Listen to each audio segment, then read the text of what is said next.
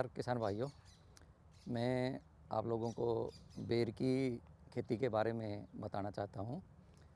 बेर फलों में एक महत्व स्थान रखता है। अब क्षेत्रफल के हिसाब से हरियाणा में इसका चौथा स्थान है। बेर को गरीबों का सेब भी कहा जाता है। और बेर की जो खेती है कम पानी में, उष्ण ज़मीन में, जहाँ पे बाकी अन्य फसलें ज़्यादा उत्पादन नहीं देती, वहाँ पे हम आसानी से इसको ले सकते हैं। इसको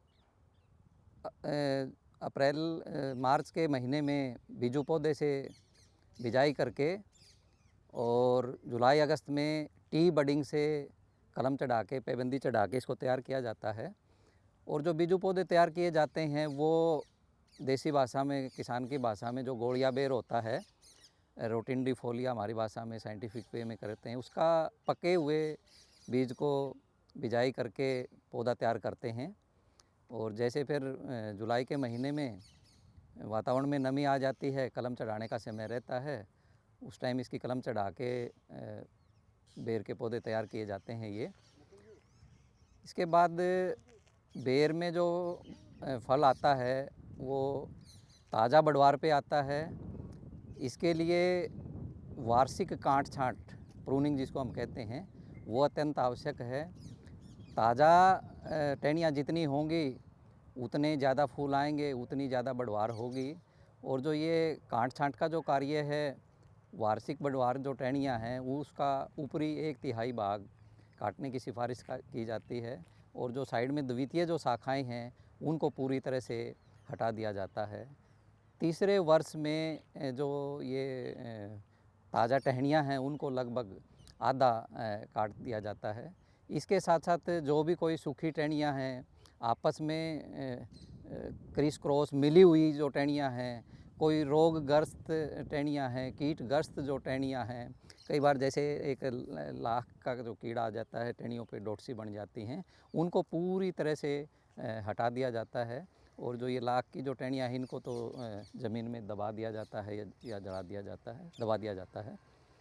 तो इसके बाद तुरंत प्रभाव से जो लगभग 7 साल की उम्र के जो पौधे होते हैं उनमें 50 किलो जो देसी खाद है जून के महीने में डाल दी जाती है ये। बाद में फिर जो खाद की जो मात्रा है जुलाई के महीने में 60 kilo urea, 2.5 kilo single super phosphate प्रति पौधा दी जाती है। बाकी बची हुई यूरिया की आधी मात्रा नवंबर के महीने में दी जाती है। और जुलाई में ही 15 ग्राम यूरिया और 5 ग्राम जिंक का स्प्रे जैसे नया फुटा हुआ आ जाता है मध्य जुलाई में किया जाता है। इससे फलों की जो उसकी पौधों की जो बढ़वार है टहनियों की वो अच्छी रहती है। बाद में इसी स्प्रे को नवंबर के महीने में, मध्य नवंबर के आसपास दोहराया जाता है, किया जाता है, जिससे जो फलों का जो साइज़ है वो अच्छा रहता है और उत्पादन में बढ़ोतरी होती है। किस्मों के हिसाब से इसमें जो मुख्यतः 3 तरह की किस्में रहती हैं, अगेती है, मध्यम है और पछेती है। अगेती किस्मों में मुख्यतः जो लाभदायक रहती है किसानों के लिए घोड़ा किस्म है हमारी जो, और घोड़ा के साथ साथ सेब एक किस्म है, संदूरा नारनौल है। ये सभी किस्में फरवरी के प्रथम सप्ताह में से लेके और मध्य फरवरी तक तैयार हो जाती हैं, पक जाती हैं। अगेती होने की वजह से किसानों को इसका ज़्यादा लाभ रहता है। 6-7 साल की उम्र में लगभग 1 क्विंटल के आसपास इसमें औसतन पैदावार रहती है।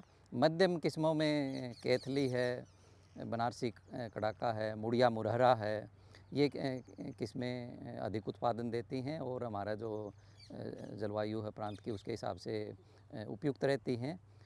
इनमें जो उत्पादन रहता है लगभग 1 क्विंटल से लेकर 1.5 क्विंटल तक का उत्पादन रहता है। पछेती किस्मों में उमरान किस्म है और इलायची है, काठाफल है। इनका जो उत्पादन रहता है 1.25 क्विंटल प्रति पौधा रहता है। पूरी जब अवस्था में पौधे आ जाते हैं उस दौरान रहता है ये। तो इस तरीके से मतलब जो बेर है, बेर की किस्में सीज़न के अपने संसाधनों के हिसाब से हम लेकर और जो हमारी जो आमदनी है, किसान की जो आमदनी है, उसको हम काफ़ी हद तक उसमें इजाफ़ा कर सकते हैं। किसान भाइयों को मैं एक सलाह और देना चाहूँगा, जो बेर के पुराने बाग हैं, जो फल देना बंद कर देते हैं, उनको मई जून के महीने में जो मुख्य तना है, तने से जो टहनियाँ निकलती हैं, उनको 2 फीट की ऊंचाई पे काट के और अगले सीज़न में जब उस पर बहुत सारा फुटाव आते हैं, कल्ले आते हैं, उसमें से मजबूत 4 से 5 कल्ले रखें और उनको आगे बढ़ाएं।